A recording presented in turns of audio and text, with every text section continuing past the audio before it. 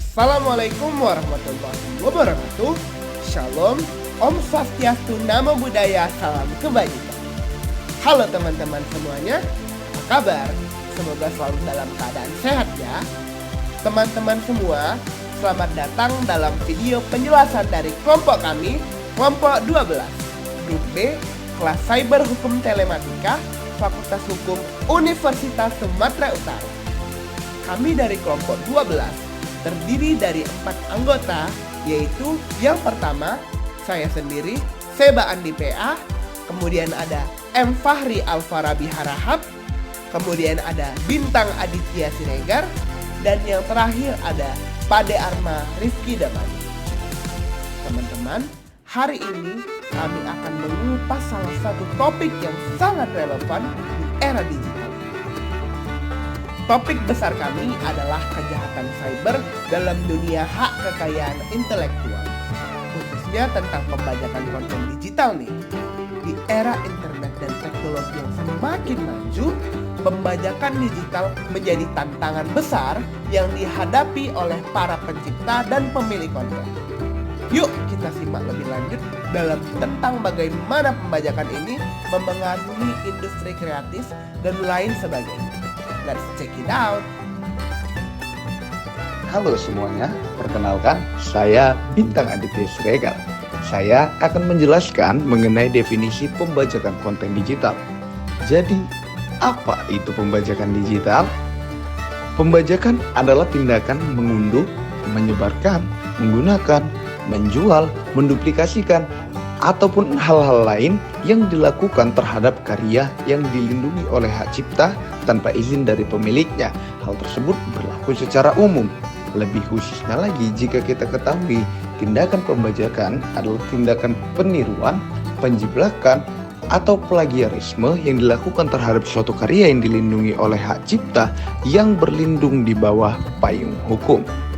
Nah, pembajakan ini sendiri bisa meliputi berbagai jenis konten seperti misalnya film, musik, perangkat lunak, buku digital, atau juga bisa game.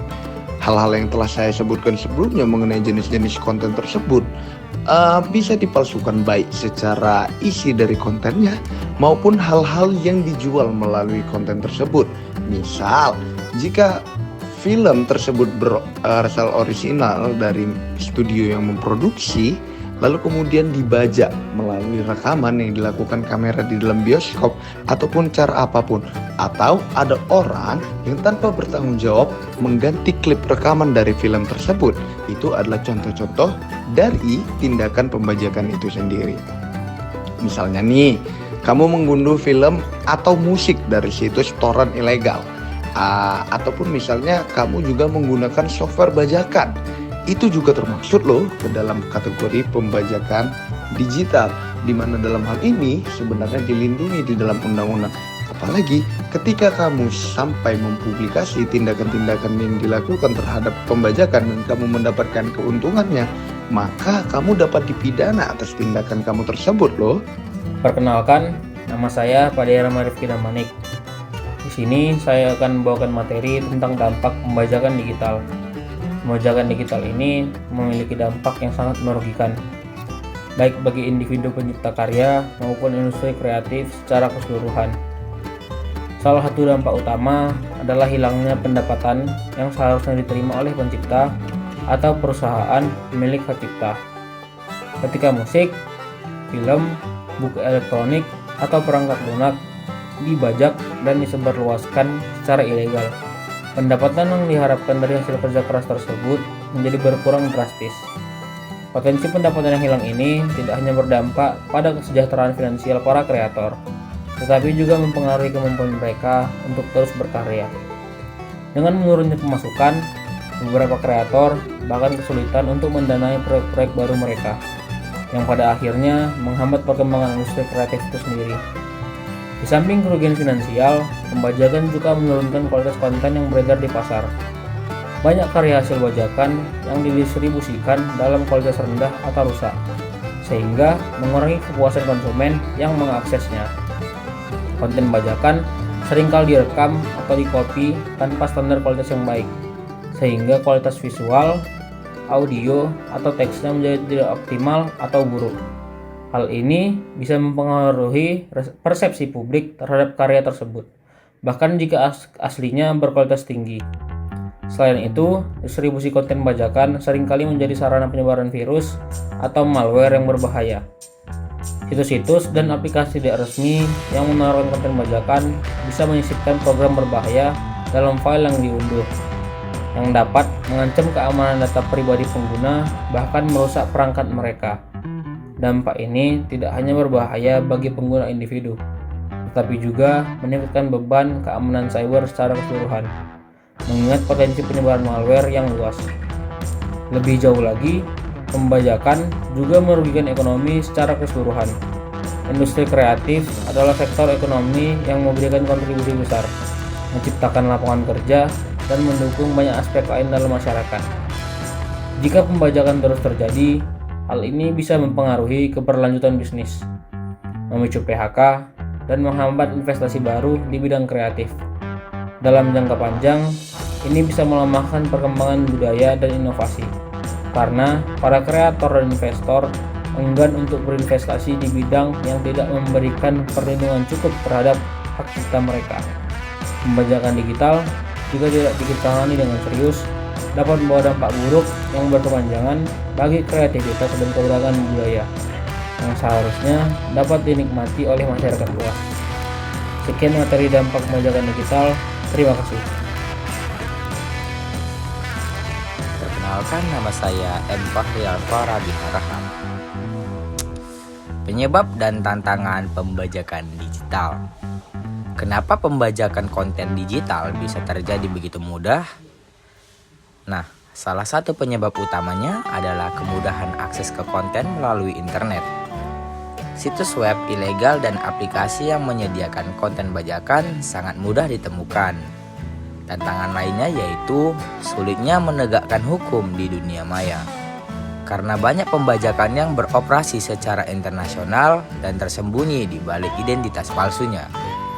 Selain itu, masih banyak orang yang tidak memahami bahwa pembajakan ini adalah pelanggaran hukum, sehingga mereka merasa tidak ada yang salah saat mengakses konten secara ilegal.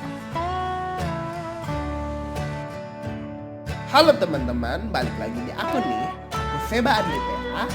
Jadi di sini aku pengen ngejelasin tentang bagaimana sih cara mengatasi pembajakan konten digital itu. Jadi teman-teman, untuk mengatasi pembajakan konten digital, ada beberapa langkah yang bisa kita lakukan. Pertama, kita bisa mulai dengan mendukung platform resmi. Contohnya, untuk mendengarkan musik atau menonton film, kita bisa pakai layanan legal seperti Spotify atau Netflix.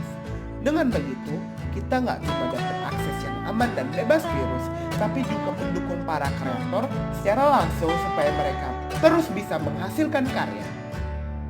Selain itu, penting banget untuk meningkatkan kesadaran kita tentang hak cipta. Banyak dari kita mungkin nggak sadar kalau mengakses konten bajakan itu sebenarnya melanggar hukum loh, dan merugikan pihak-pihak yang bekerja keras menghasilkan konten.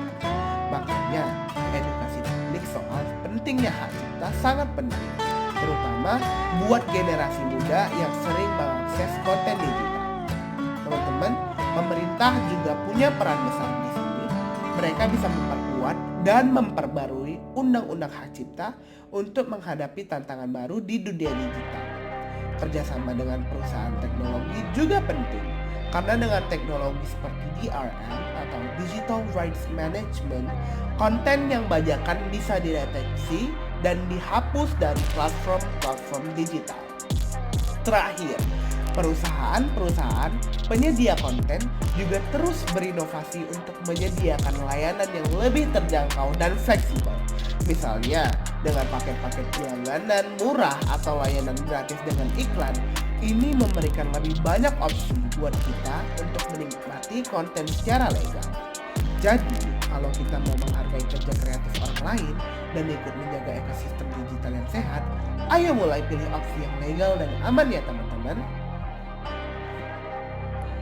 Pembajakan digital memang merugikan banyak pihak, termasuk konsumen itu sendiri yang mungkin terpapar resiko keamanannya. Dengan menggunakan konten yang sah, tentunya kita sebagai masyarakat mendukung para pencipta untuk terus berkarya dan berinovasi. Tentunya dengan menanamkan nilai orisinalitas dari karyanya itu sendiri, di mana kita mengetahui bahwasannya menciptakan suatu karya bukanlah perkara yang mudah. Membuat film, membuat musik, ataupun membuat lukisan, atau hal-hal yang lain yang dilindungi oleh hak cipta merupakan hal-hal yang sulit dan memiliki nilai estetika maupun nilai ekonomisnya sendiri. Akan menjadi sesuatu yang sangat tidak enak apabila karya yang telah kita ciptakan bersusah payah lalu kemudian datang orang yang tanpa dikenal menjiplak lalu kemudian mempublikasikannya tanpa izin dari kita sebagai penciptanya.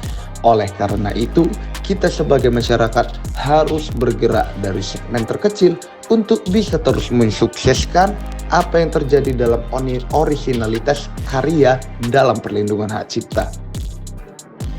Dan dengan kesadaran ini, kita juga bisa berperan dalam menjaga industri kreatif agar tetap berkembang.